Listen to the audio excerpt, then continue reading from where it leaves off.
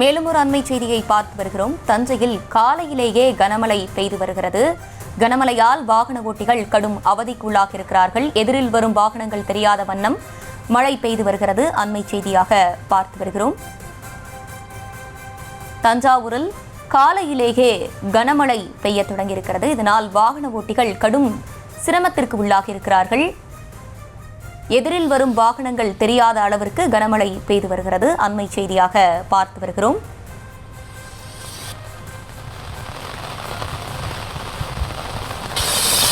மழை பெய்து வருவதால் முகப்பு விளக்குகளை எரிய விட்டபடி வாகன ஓட்டிகள் செல்கிறார்கள். தஞ்சாவூரில் காலையிலேயே கனமழை வெளுத்து வாங்க தொடங்கியிருக்கிறது. இதனால் வாகன ஓட்டிகள் கடும் அவதிக்கு உள்ளாகி இருக்கிறார்கள். எதிரே வரும் வாகனங்கள் தெரியாத அளவிற்கு மழை பொழிவு இருந்து வருகிறது. இதனால் வாகன ஓட்டிகள்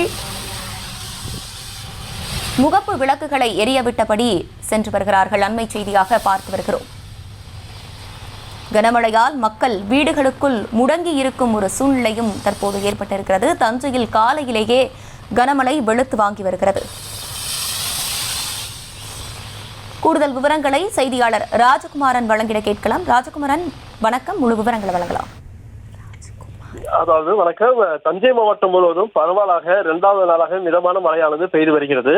மழை காரணமாக இன்று ஒரு நாள் மட்டும் பள்ளிகளுக்கும் கல்லூரிகளுக்கும் விடுமுறை மாவட்ட ஆட்சியர் அறிவித்துள்ளார்.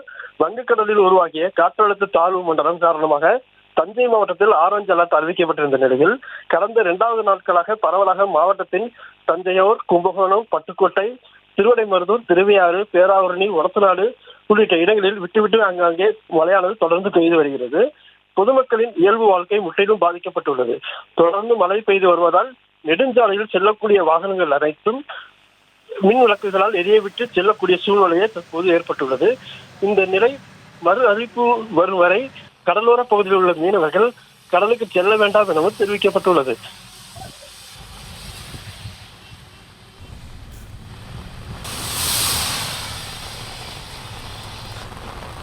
விவரங்களை வழங்கியமைக்கு நன்றி ராஜ்குமார்.